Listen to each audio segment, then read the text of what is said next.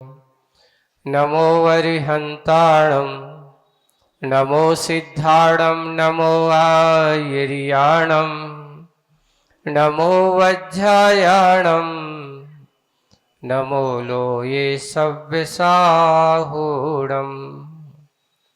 बोलो शासन नायक भगवान महावीर स्वामी की, मूल नायक देवादिदेव 1008 श्री चंद्रप्र भगवान की, परम पूज्य आचार्य गुरुवर श्री विद्या सागर जी महाराज की, अहिंसा परमो धर्म की, परम पूज्य मुनि श्री अजीत सागर जी महाराज की, परम पूज्य मुनि संघ की, मुखमाटी के इस पावन प्रसंग को, बहुत अच्छा प्रसंग अभी चल रहा है और प्रसंग है कि माटी के अंगज, जो कहो कि माटी में उत्पन्न हुए, ऐसे कंकरों को जब अलग करिए किया शिल्पी ने, कुंभकार ने, तो उनके अंदर रोष की भावना जागृत हुई कि मुझे मेरी मां से अलग क्यों किया जा रहा है। मेरी मां से मुझे अलग करके मेरा वियोगीकरण किया जा रहा है। ये आप ठीक नहीं कर रहे हो। तो उनको संबोधन के रूप में शिल्पी ने समझाया कि भाई, तेरा स्वभाव और माटी का स्वभाव दोनों अलग अलग है। तेरे जैसी माटी नहीं हो सकती और माटी तेरे जैसे नहीं हो सकती। कि माटी का स्वभाव फूलना है, कठोर नहीं है, मृदु है। पर बात सत्य है कि तेरा जन्म उसी माटी में हुआ है, पर तू माटी के गुण को प्राप्त ना कर सका। तेरा जन्म उसी माटी में हुआ है, पर तू माटी के गुण को प्राप्त ना कर सका। इसलिए अब तेरा माटी की तरह सम्मान होना संभव नहीं है। अब जब इस प्रकार की बात कही गई, उसे तरह तरह से संबोधन दिया गया। और ये भी बात सत्य है, शिल्पी ने ये भी कह दिया कि देख, मैं पापी से घृणा करता हूं। देश में कहा लिखा, पापी से नहीं, पाप से घृणा करता हूं। मैं आपसे घृणा नहीं कर रहा हूं। पापी से घृणा नहीं करना। घृणा किससे करना? पाप से घृणा है। बोले पंकज से नहीं, पंख से क्या करना है? क्योंकि पंकज जो कीचड़ में खिला सो वो क्या नाम? पंख है। तो बोले कि पर पंख से घृणा करो। कमल तो सबको पसंद है, पर कमल जिसमें खिला है वो किसी को पसंद नहीं है। बस वही है। यही हमारी आर्य परंपरा है। यही हमारे नर से नारायण बनने का ये समुचित काल है कि करना है तो पाप से घृणा करो, पापियों से घृणा मत करो। अब आप कहोगे कि महाराज यहाँ तो दो ही बातें हो रही हैं। आप कह रहे हो कि यहाँ पाप से घृणा करो और पापी से घृणा मत करो। अरे ये भावना करो ना कि हे भगवान, ये पापी बना क्यों? अगर ये पाप नहीं होता तो ये पापी नहीं बनता। ये पापी बना है तो इस पाप के कारण से बना है। इसलिए भगवान, ये पाप ही समाप्त हो जाए तो ये आत्मा कभी पापी बन नहीं पाएगा। इसलिए घृणा किससे करो? पाप से करो, पापी से। और जिस दिन वही पापी जीव भी पुण्यशाली जीव बन जाते हैं, मैंने उस दिन आपको एक उदाहरण बताया था। उदाहरण किसका था? आचार्य पाय सागर जी का। उन्होंने लिखा है, मैं तो पाप सागर था। चार्य चक्रवर्ती में लिखा है उन्होंने, मैं तो पाप सागर था, मुझे पाय सागर बना दिया। मुझे पापों से बचने का उपाय जिनने बता दिया। मैं तो विषय पंचेंद्रिय के विषय भोगों में रचा पचा हुआ व्यक्ति था। मैं तो इस प्रकार के कार्य जो लोक में करना अच्छे नहीं माने जाते हैं, ऐसे कार्य में रचा पचा आदमी था। पर आचार्य शांति सागर जी महाराज से, जिनकी कृपा से आज मैं पाय सागर बना हूं। बस यही है, व्यक्ति के अंदर की पाप की प्रवृत्ति निकल जाए तो पापी भी पुण्यात्मा बनने में देरी नहीं करता। वो बना किससे? इसलिए उसकी घृणा उससे करो जिसके कारण से अपन क्या करते हैं, व्यक्ति को पकड़ करके बैठ जाते। ये सोचो कि भाई ये ऐसा क्यों कर रहा है, इसके अंदर ऐसे भाव हो क्यों रहे हैं, इसको ऐसे करने के परिणाम क्यों हो रहे हैं। वही बात यहां पूज्य आचार्य भगवान ने मुख माटी में हम सबको उपदेश दिया है, कभी व्यक्ति से घृणा मत करिए। हाँ भाई क्या करे, इसकी बुराई है और बुराई के कारण से घृणा कर लेने लगते हैं, घृणा का पात्र बनता है। ये भावना भाव कि इसके अंदर से ये कमी दूर हो जाए। कोई भी हो, कभी कभार ऐसे प्रसंग आ जाते हैं। देखिए अभी एक प्रसंग आपको मैं आज सुबह सुबह की घटना बता रहा हूं, सुबह सुबह की। अभी हम सुबह जंगल गए, प्रसंग हुआ वहां। एक छोटा सा कीड़ा है, घायल था, जिंदा था, है ना। अब उसने घायल हो गया किसी कारण, जैसे भी था, तड़प रहा है। बहुत सारी चींटियां आकर के उसके ऊपर आक्रमण कर दिया। अब मैं सोच रहा कि बताओ ऐसे समय में क्या करना चाहिए? उन चींटियों के भोजन छीनना चाहिए कि उस जीव की रक्षा करना चाहिए? आपके सामने ऐसा प्रसंग आए, आप क्या करोगे? भोजन तो कहीं भी मिल जाएगा, वो जाकर के कहीं से भी अर्जित कर लेगी। उसकी तड़फन को देख करके तो मैंने रहा नहीं गया। अब जो कुछ होगा सो मैंने एक छोटी सी लकड़ी ली, उसको पकड़ा और जाकर के उनसे उठा करके पूछे दूसरे बड़े पत्थरों पर ऊंचे जाकर के रख दिया। राहत की सांस ली उसने। उसको थोड़ा सा मन में लगा के चलो उन चींटियों की चुभन से देखो मरना उसको पक्का है, निश्चित है। तड़प रहा है, लग रहा था कि ज्यादा देर तक जिंदा नहीं रहेगा, मरेगा, लेकिन कम से कम इतनी चींटियों की कटन दंशन से, पीड़ा से संकलेशित अपन मन में भाव किया, अपने मन में उच्चारण किया। अब वो छोटा सा जीव था, संप्रेषण दिया, भाई जैसा भी हो तेरा कल्याण हो, नभो हरिहंताड़म, अपने अंदर का भाव।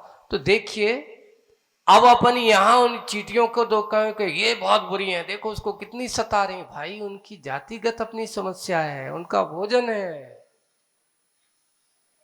उनका वही आहार बन चुका है, कोई भी हो कैसे भी हो, उनको कई संस्कार वही मिले हुए हैं।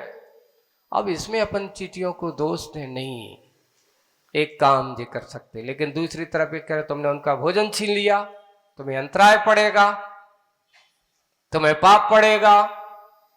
तो बंधु ये ध्यान रखना, भोजन छीनने में उतना पाप नहीं पड़ेगा जितने को दूसरा पाप उसमें पड़े, किसी को सताने में पाप पड़ेगा, किसी को कष्ट देने में पाप पड़ेगा, किसी को चुभन देने में पाप पड़ेगा, उससे ज्यादा है अंतराय तो है। लेकिन ये अंतराय नहीं है,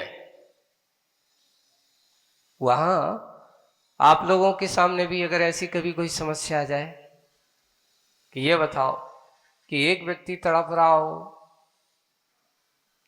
है ना, और दूसरा व्यक्ति अगर ऐसा है, वो कहता है कि एक बेटा इधर रो रहा है, मुझे भूख लगी है, आपका बेटा अगर है, और एक व्यक्ति गिर गया है, घायल हो रहा है, तड़प रहा है, तो आप बेटन को भोजे धंधे जाओगे, उस गिरे हुए व्यक्ति को उठाओगे? बेटा रो रहा है, थोड़ा और रो लेने दो, थोड़ी देर बाद मिल जाएगा। अगर वो गिरा है, हो सकता है उसको तुम उठा करके थोड़ा सहारा दो दोगे। उस बेटी की रोने की देखिए मत, उसका स्वभाव है, भूख लगती बेटी का रोने का स्वभाव है, थोड़ा सा रो लेगा। पर उस किसी जीव को बचाना, किसी जीव के प्राणों के ऊपर संकट आया हो और संकट के समय सहारा बनना, यही सबसे बड़ा पुण्यात्माओं का। यहां ये मत देखिए कि ये पापी है, यहां ये मत देखिए कि ये भी ऐसा दुष्टी है, ये भी ऐसे पाप करता है, आज तो क्या होगा, कमजोर पड़ गया इसलिए इसके ऊपर आक्रमण हो रहा। नहीं, अभी उस समय हमारा ये भाव होना चाहिए कि कैसे भी हो, चाहे किसी पापी से घृणा मत करो। घृणा करना है तो किससे करो? पाप से घृणा करो। आपके अंदर कभी बेमनस्ता नहीं आएगी, कभी देश भावना नहीं आएगी। वही जो बात, वही नर से नारायण बनो, अंदर यही है। यही हमारी आर्य परंपरा है, यही हमारी समुचित। ऐसा शिल्पी ने जब उन कंकरों को उपदेश दिया, भाई तुम्हारे अंदर सब कुछ बुराई है, सब कुछ अच्छा है, सब कुछ ऐसा है।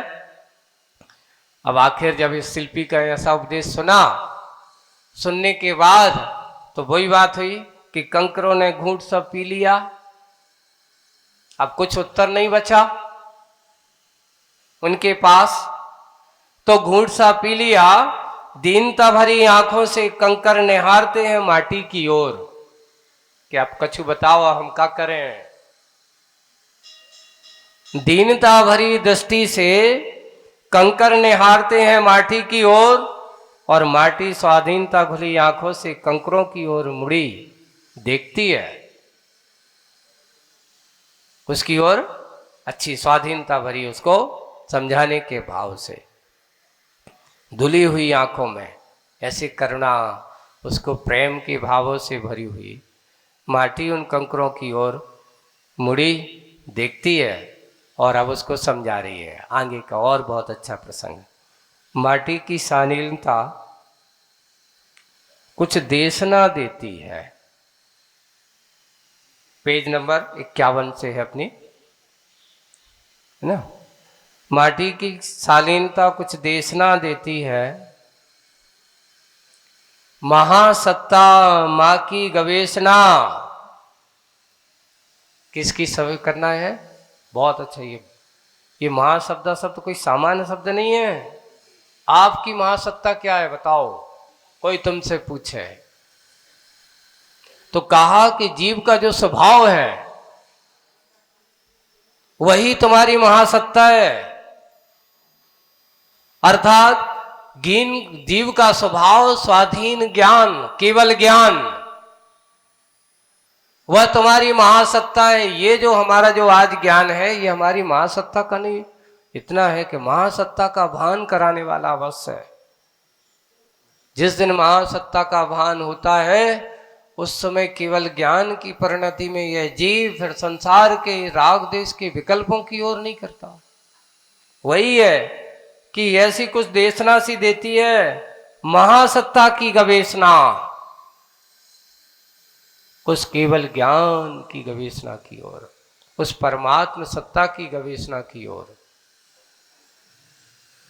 ऐसी उस महासत्ता की ओर गवेषणा, समीचीन ऐसना, यानी देखना। ऐसना का अर्थ होता है देखना, गवेषणा का अर्थ होता है, हमने उस दिन बताया था, खोजना। ऐसना जो समिति देखने में अर्थ आती है ना, ऐसना। और संकीर्ण सत्ता की क्या करना है?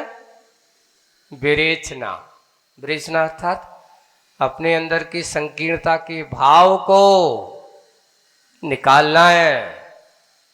देखो, जहां महासत्ता होगी वहां संकीर्णता तो हो ही नहीं सकती, और जहां संकीर्णता होगी वहां महासत्ता हो नहीं सकती। वही है महासत्ता, यही कहा जाता है। तो यहां वही है कि करना क्या है, समीचीनता, इनका संकीर्ण सत्ता की विवेचना अवश्य करना है तुम्हें। अर्थ यह हुआ, क्या हुआ अर्थ इसका? अर्थ यह हुआ कि लघुता का त्यजन ही गुरुता का यजन है, यानी छोटेपन का त्याग करना और बड़ेपन को यजन यानी प्राप्त करना। लघुता को छोड़ करके गुरुता को प्राप्त करना है, सुख का सृजन है, अपार सागर का पार। एक उदाहरण देकर के समझाया जा रहा है आप अपन को। ऐसा लघुता का सृजन यानी छोटी चीज, एक छोटी सी चीज बड़े बड़े कार्य, बड़े बड़े विशाल सागर को कैसे पार करती है, वही उदाहरण देकर के समझाया जा रहा है यहां कि सुख का सृजन है, यही सुख का सृजन है। अब अपार सागर का अपार सागर का पार पा जाती है नाव। नाव कितनी बड़ी है? सागर के सामने तिनके के बराबर है ना। एक नाव छोटी सी है लेकिन सागर विशाल है, लेकिन उस विशाल सागर को भी पार करने की क्षमता रखती है वह नाव। वही अपार सागर का पार पा जाती है नाव, हो उसमें छेद का अभाव पर। ऐसे नहीं, छेद वाली नाव नहीं होती पार। कैसी नाव पार होती है? जो छेदों से रहित है। वैसे ही अपन से कहा जाता है, भैया संसार सागर से पार होना है अपन को और पार जाना है, तो हमारे आचार्यों ने कहा है कि सबसे पहले अपने आप को करना क्या है। हमारे भगवंतों की वाणी है कि सबसे पहले अपने आप को पार उतारना है तो अपने अंदर के हृदय में कसाय, राग, देश, मोह, इनके छेदों से रहित होकर के अपनी नाव को बनाना पड़ेगा। तब ही आपकी नाव इस भवसागर से क्या होगी? पार होगी। और नहीं है तो नैया कहाँ डुबा दे, कौन सा कोई भरोसा नहीं है। आगे बहुत अच्छा, फिर भी अच्छा उदाहरण दे करके देखिए आचार्य जी अपने लिए कितने अच्छी अच्छी कहाँ कहाँ कल्पना करा रहे हैं, कहती सैर करा रहे हैं आपको। कभी कभार ऐसी होती है, देखिए फिर भी कभी कभी वह नाव घबराती है, फिर भी कभी कभी वह नाव घबराती है। और वह घबराहट ना ही जल से है और ना ही जल के गहराव से, ये भी ध्यान रखना। ना जल से है न जल के गहराव से, परंतु जल की तरल सत्ता के विभाव से है। देखो पानी का स्वभाव क्या है? तरलपन। जो पतला हो, तरल हो, वह जल है। लेकिन जल की विभाव सत्ता क्या है? तो वो विभाव सत्ता देखो। विभाव से जो जल की गहराई छोड़कर और जल की लहराई में आकर तैरता हुआ सा अधडूबा, तैरता हुआ अधडूबा हिम का खंड, जैसे अपन कहते बर्फ हो, ये जल का विभाव रूप है, ये स्वभाव नहीं है। ये जल का विभाव रूप परिणति है। अध डूबा हिम का खंड किसका प्रतीक? ऐसा लग रहा है जैसे मान का माप दंड। यहां तुलना की उस बर्फ के टुकड़े को, यानी समुद्र में जो होते ना, तो कहीं कहीं जैसे ठंडी का समय होता है और ठंडी के समय बर्फ जम जाते तो बड़ी बड़ी, जैसे कि बहुत ऐसे जगह कभी कभार नदी जब जाती हैं पानी में, तो वो नाव वगैरह में आकर के टकरा जाए तो उससे ज्यादा, देखो तुलना नाव कहती कि मुझे गहराई से डर नहीं है, इन लहरों से डर नहीं है, और इस जल से मुझे डर नहीं है। जल की अगर डर मुझे है तो किससे डर है? जल के विभाव परिणाम से। यही बात आप लोगों को बताई जा रही है। यहां व्यक्ति से डर नहीं है ना, और व्यक्ति के रूप से डर नहीं है। और भी देख लो, व्यक्ति के शक्ति से डर नहीं है। व्यक्ति की डर अगर कोई है तो व्यक्ति की कसायों से डर है। किससे डर लग रहा है? वही बात यहां, मान का मापदंड। ऐसा लग रहा है वो हिमखंड जैसे कोई मान का मापदंड हो। वह सरलता का अवरोधक है। वो मापदंड, बर्फ का मापदंड कैसा है? सरलता का अवरोधक है, गरलता का उद्बोधक है। गरल का अर्थ जहर, कसाय रूपी जहर।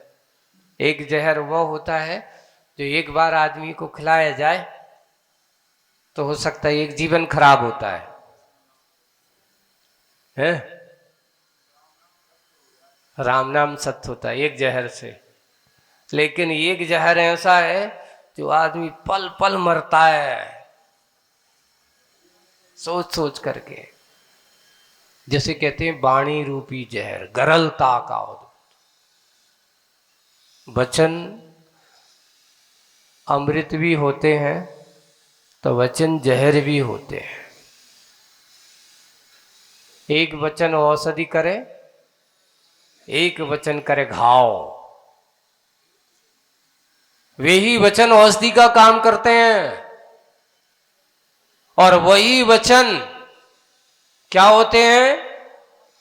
घाव बन जाते हैं। ऐसे घाव जिनको भरना इस भाव में क्या ना जाने कितनी बार पूरा भाव, पूरा जीवन निकल जाते हैं। ऐसे जहर का काम करते हैं। एक बार एक छोटी किंवदंती कथा पढ़ी मैंने, बहुत अच्छी थी। पंचतंत्र की एक कथा थी। एक सिंह का उदाहरण है। एक सिंह जंगल में है, उसको पैर में कांटा लग गया, पीड़ा बहुत है। तभी एक लकड़हारा वहां पहुंचता है, दिन भर मजदूरी करता, छोटी मोटी मजदूरी करे, लकड़ी बेचता था और जाकर के अपना जीवन आजीविका चलाता था। वहां कराह रहा था, आवाज दी और जैसे ही उसने देखा, देख करके डर कर भागने लगा। भैया तुम्हारा क्या भरोसा? अरे वो कहते भागो मत, भागो मत, इस समय तुम मेरी पीड़ा दूर करो, मैं तुम्हारी पीड़ा दूर करूंगा। बोले कि तुम मेरी पीड़ा कैसे करोगे? ऐसा तो नहीं कि तुम हमारी पीड़ा दूर कर दो, हमारा पूरी पीड़ा का पूरा भाव खराब कर दो, सीधा ऐसा निकल जाए तुम्हारा कांटा और तुम अभी तो पीड़ा में हो तो हमारा कुछ नहीं कर पाए, दूर हो जाए तो सीधा तुम हमारे ऊपर अटैक करो अपना, हमें पूरा। बोले कि नहीं, ये ध्यान रखना, धोखा मनुष्य दे सकता है, जानवर कभी तुम्हें धोखा नहीं देता। ये बात सत्य है। आज के समय में क्या इतिहास उठा करके देख लेना, पशु अगर आप उसको थोड़ा भी दोगे तो उससे 4 गुना तुम्हारे लिए क्या करता है। एक गाय का स्वरूप देखिए आप, गाय आपको 1 सौ की अगर 10 रुपए की घास खाती है तो बदले में 100 रुपए का दूध देती है, 10 गुना तुम्हें देती है वो। उपकार की दृष्टि से कभी वो तुम्हारा बुरा करने की सोचती नहीं है। तो उन्होंने कहा ऐसा मत सोचो, एक बार तुम मेरे ऊपर विश्वास करके देखो। उसने आखिर हिम्मत जुटाई और उसकी पीड़ा दूर कर दी, उसका कांटा निकाल दिया। अब उसके पास बैठा, अब बताओ तुम्हारा कष्ट क्या है? बोले कि घर पे बेटियां हैं, जवान बेटी है, शादी विवाह करना है, रोज मजदूरी करते हैं, घर पे खाने के लाले पड़े हैं, अब शादी करें तो कैसे करें? तो उसने कहा कि चिंता मत करो, गुफा के अंदर जाओ। ऐसा होता है। और तुम्हारे लिए वहां पर एक छोटा सा घड़ा रखा, उसमें स्वर्ण मुद्राएं रखी हुई हैं कुछ, वो ले जाओ हमारी तरफ से, और जाकर के तुम अच्छे से बेटी की शादी करना। और ये भी ध्यान रखना, जिस दिन तुम अपनी बेटी की शादी करो उस दिन मुझे जरूर बुलाना।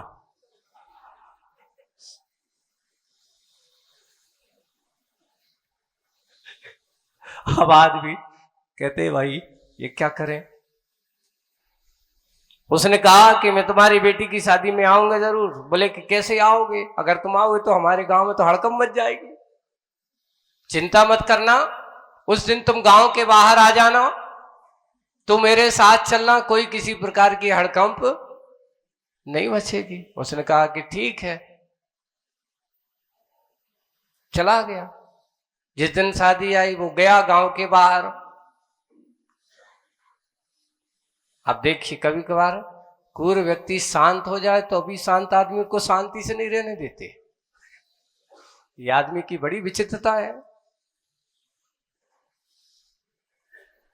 अब वो शांत वहां बैठा, वो गया और जाकर के उसने कह दिया कि भाई तुम्हें यहां बैठना है। बेटी को उसने दिखा दिया, ये मेरी बेटी है। उसने देखा, परिवार से परिचय करा, देख करके सब कुछ हो गया। वो आराम से बैठा था शादी के कारण। अब जो भी आता तो आश्चर्य चकित, अरे इनके घर पे शेर बैठा। जो भी कहता है ऐसा हुआ। आखिर एक दिन करते करते बहुत मन चले आए तो एक गुस्से में आया और उसकी पत्नी से कहता है तुम लोगों को ऐसा करना नहीं चाहिए, सब लोग डर रहे हैं। तो वो पत्नी वहीं खड़ी थी, उसने सिर्फ इतना ही कह दिया, अरे शेर में नहीं, ये तो कुत्ता है। ये शेर। उसको इतना खराब लगा, उसको मन में इतना आघात पहुंचा कि उसने तत्काल विवाह छोड़कर के जंगल आ। चाहता तो वो अपना ये सर दिखा सकता था, लेकिन नहीं, इसने मेरा उपकार किया है, मैं इसके घर में अभी चाहता तो अभी समय तत्काल क्या कर देता था, तहस नहस करता, शादी के सब माहौल को खराब करता। सुन करके वो सहन नहीं हुआ, जंगल आ गया। अब शादी हुई, बाद में वो आया कि क्यों, कहां गया? बोले कि वो तो बहुत पहले चले गए। दूसरे तीसरे दिन पहुंचा जंगल, क्यों भाई आप बिना बताए आ गए, कुछ खाया पिया भी नहीं तुमने? बोले कि एक काम करो, तुम कुल्हाड़ी लेकर के आओ ना लकड़ी काटने। बोले कि हाँ। सिर पे मारो।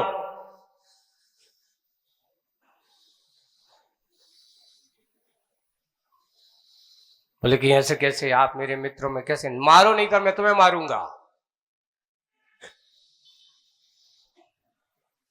मारो नहीं तो मैं तुम्हें मारूंगा। बोले कि ऐसे कैसे कह रहे हो भाई, तुमने मेरा उपकार किया है और तुम कह रहे हो मुझे कुल्हाड़ी मारो। नहीं कर सकता। बोले कि नहीं करोगे तो आज तुम्हें मैं मारूंगा। फिर अब डर करके क्या करेगा आदमी, मरता क्या नहीं करता, मरता। और आदमी उसने कहा कि ठीक है, अब तुम नहीं, अगर मुझे मार दोगे तो मैं क्या करूंगा। इसलिए उसने ली उसके सिर पे कुल्हाड़ी मार दी। अब कुल्हाड़ी मारी, उसके सिर से खून की धारा बहने लगी। उससे कहा कि अब जल्दी भाग जा, क्योंकि हमारे दूसरे परिजन ने देखा कि तेरा काम गड़बड़ और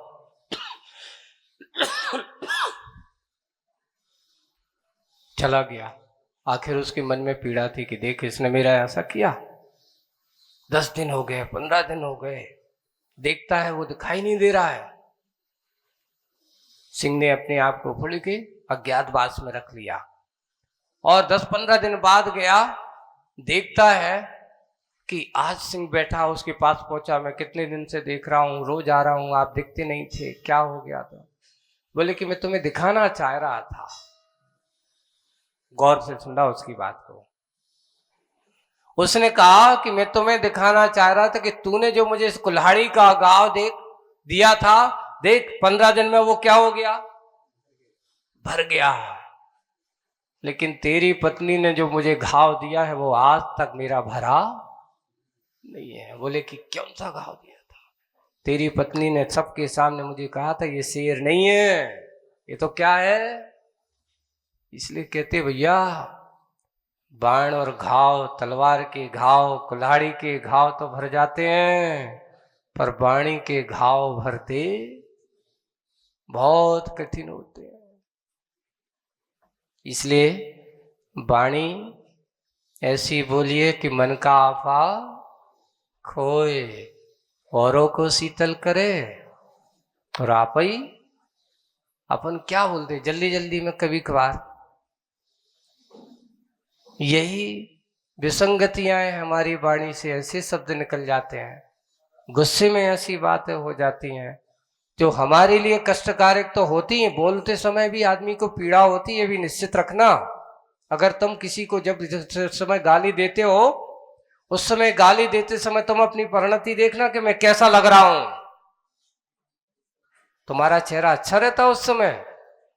नहीं, कभी नहीं हो सकता। जब हम किसी से अच्छे मिलकर के हंस के मीठी वाणी बोलते उस समय का चेहरा देखना, प्रसन्नता उससे रहती है, सामने वाले को भी रहती है। तुम्हारे अंदर का आनंद झलकता है, सामने वाले के अंदर भी आनंद आता है। यह है वही बात यहां कि यही कि जब तक ये गरलता, सबसे बड़ी वाणी का जहर, सबसे ज्यादा जहर है, कठिन है। एक जिह्वा अमृतमय काम बना सकती है और वही जिह्वा जहर भी उगल सकती है। महाभारत एक शब्द पर टिका, पूरा का पूरा। अंधे के सिर्फ अंधे होते हैं। पूरा महाभारत की एक वाणी ने पूरा का पूरा क्या कर दिया? महाभारत की रचना कर दी। काश अगर थोड़ा सा उस समय इतना नहीं बोला होता तो स्वयं संकट नहीं बुलाया। एक वाणी ने, थोड़े से शब्द ने स्वयं के ऊपर संकट बुलाया, कितना महाविनाश का कारण बन गया। विचार करो भाई। इसलिए आज के समय में वाग युद्ध सबसे ज्यादा खतरनाक है। जहां वाग युद्ध होते हैं, एक दूसरे आरोप प्रत्यारोप, उसमें ही सारे के सारे विश्व युद्ध हो जाते हैं। और एक वाणी अगर अच्छी हो जाए तो बड़े बड़े विश्व युद्ध भी शांत हो जाते हैं। उनको इसलिए गरलता का उद्बोधक है। किसका उद्बोधक है? एक शब्द ऐसा ऐसा बन जाता है। इतना ही नहीं, और क्या है वो? तरलता का अति शोषक है। वह तरलता का अति शोषक है और सघनता का परिपोषक है। वो पानी की सरलता को नष्ट कर दिया उसने। एक बर्फ का टुकड़ा, हिमखंड बड़ा, ऐसा उस नाव ने कहा, तो वह जाकर के अगर उस नाव से टकरा, उसने कहा कि इससे मुझे डर है। नाव कहती मुझे पानी से डर नहीं है, मुझे पानी की गहराई से डर नहीं है, मगर मुझे डर है तो पानी की विभाव परिणति से डर लगता है। ये जो बर्फ का टुकड़ा है, जो मान का मानखंड है, मापदंड है। वैसे ही तो अगर अपन देखें यही बात दिखता है आज के समय में। आदमी से उसका डर नहीं लगता जितना डर लगता है आदमी की मान सम्मान बहुमान से डर लगता है, कसायों से डर लगता है, और डरना चाहिए। बात सकते हैं, इसी का तो कारण है। एक और है, एक बार गुरुजी ने कहा था, काश अगर सबके मन एक जैसे होते, जैसे आज कंप्यूटर में सब जैसा एक जैसा रहता ना, एक कंपनी का मोबाइल होता, सबके मोबाइल एक से होते हैं, है ना। अब बात ही का फिटिंग करने का, चलाने का तरीका सबका अलग अलग, स्वभाव से तो सब मोबाइल एक से होते। काश सबके मन मोबाइल जैसे होते, एक जैसे, तो कोई लड़ाई झगड़ा होता, कोई विवाद होता? सबकी सामान्य परिणति होती है। लेकिन नहीं, आदमी सकल सूरत में अनेक है, तो मन की परिणति उससे और ना जाने कितनी विसंगति के लिए सबकी परिणति अनेक अलग अलग है।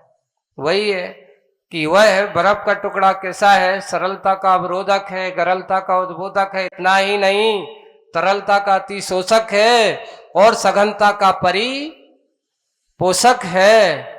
ना ही तैरना जानता है और ना ही तैरना चाहता है।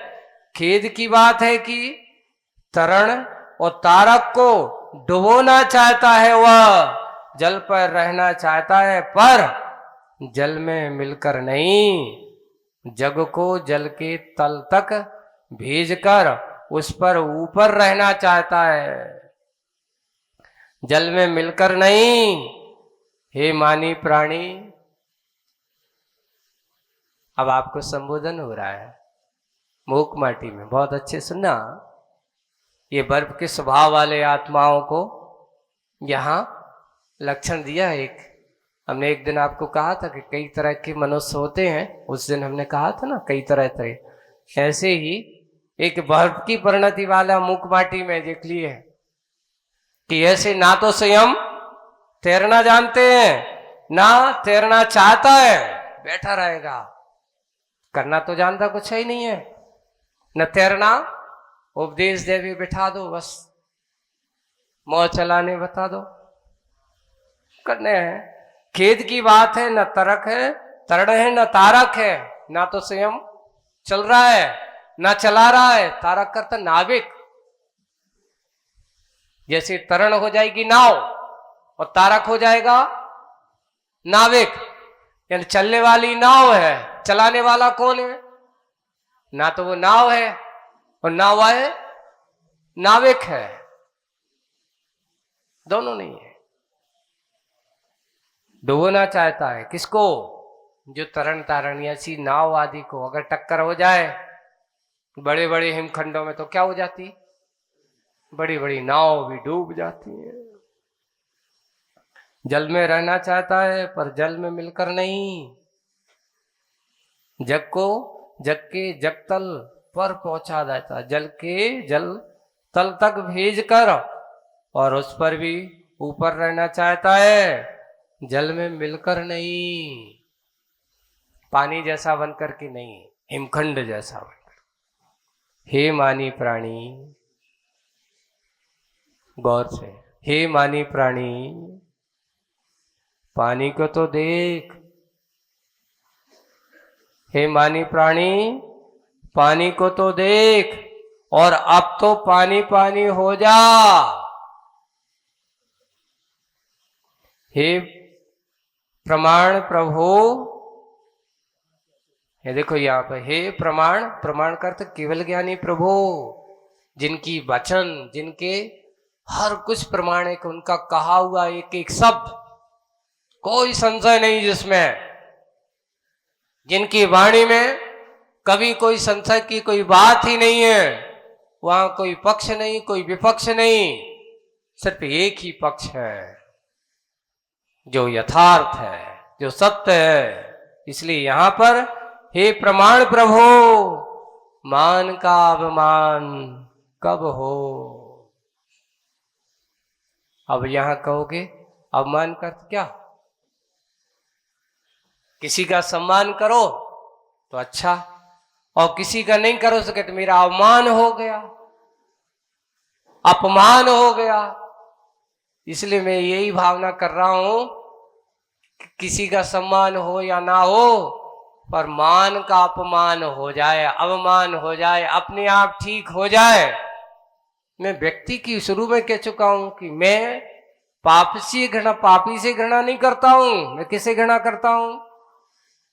पाप से घृणा करता हूं। मैं मानी से घृणा नहीं करता हूं। मैं घृणा करता हूं उसके मान से, जिससे वो अभिमानी बना बैठा है, अपने आप को सोचता है कि मैं ही इस जग का नियंता हूं। वो सोचता है कि मैं ही इसका सारा करता धरता हूं। वो सोचता है कि मैं ही इसका सारा का सारा स्वामी हूं। मैं तो यही चाहता हूं कि इसके अंदर की जो मान पना बैठा है वो मान का अवमान हो जाए। मुझे मानी से बुराई नहीं है, मुझे बुराई है तो उस मानी के अंदर जो भू भरी हुई है, जो मान की गंध भरी हुई है, बस वो निकल जाए, वो कम हो जाए। बस जिस दिन वो कम हो जाएगी इसकी समझ में आ जाएगी। देखिए,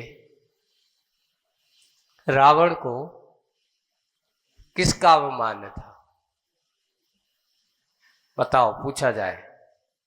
किसी ने पूछा कि रावण मानी मना क्यों? ज्ञानी था कि नहीं? बोले कि ज्ञानी था।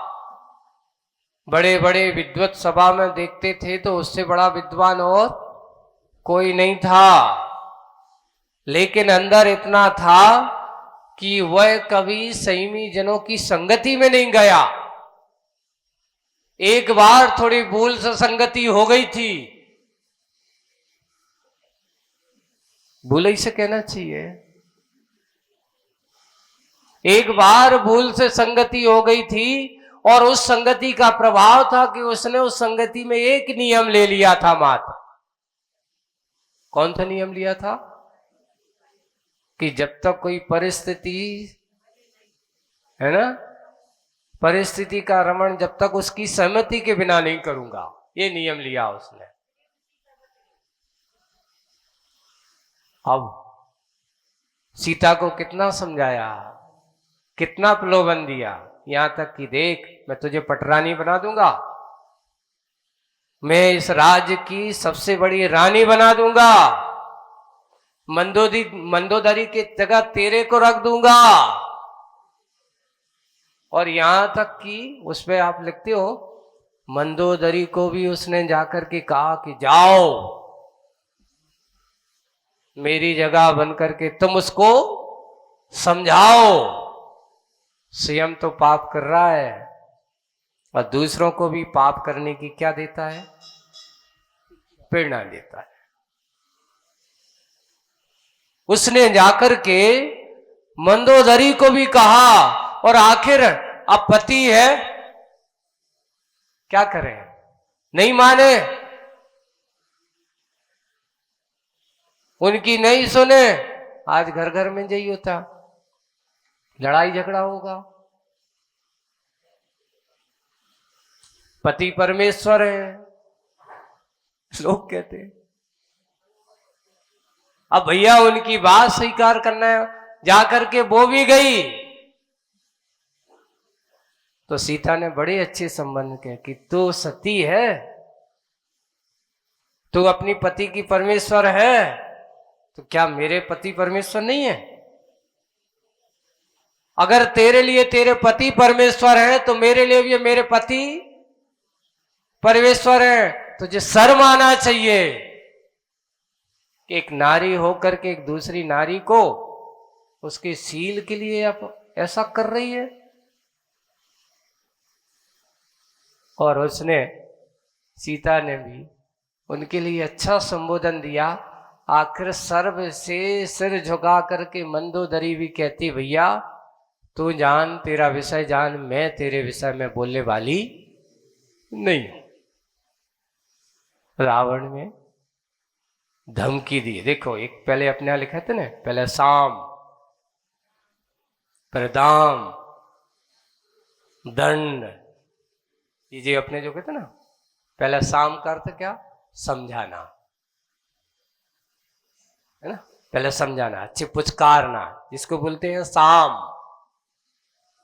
कोई आदमी यानी बिगड़ गया, कोई आदमी गलत मार्ग पर चला गया या गलत कर रहा है, पाप के कार्य कर रहा है, तो उसको सबसे पहले पहला सूत्र होता है अपने यहां साम, समझाओ भाई, वही अपन को ऐसा करना ठीक नहीं है। और फिर नहीं मानता है तो दूसरी बार में फिर दाम, एक काम करो तुम, जब ऐसा छोड़ दो हम तुम्हें जो देंगे, तुम्हें ऐसा मिलेगा। इसको बोलते हैं दाम। प्रलोभन देकर के समझाओ, गलत मार्ग से उसको निकालो, ये कहलाता है दाम। पर तीसरे चरण पे अगर दो में नहीं समझा, साम में नहीं समझा, दाम पे नहीं समझा, पर तीसरा चरण क्या है? फिर कहते अब नहीं मान रहे तो अब भैया तुम्हारे लाने तो दंड का भेद आया है। लेकिन सीधे दंड से शुरुआत नहीं करना चाहिए किसी को समझाने के लिए, नहीं तो उल्टा कर देते हैं। पहले दंड से शुरुआत, पहले लड़ लड़ के आ जाएंगे, हाथापाई कर लेंगे, पिटाई कर लेंगे। अब कहो कि तुम हमारा काम सुलझाओ, पंचायत करो, हमारा मामला हम निपटाओ। भैया अगर शुरुआत में आते तो हम तो कछु सोचते। अब ये दशा है साम दाम दंड, और चौथे चरण पे आता है भेद। भेद का अर्थ अलग कर दो, अब तुम्हारा मेरा उससे कोई संबंध नहीं है।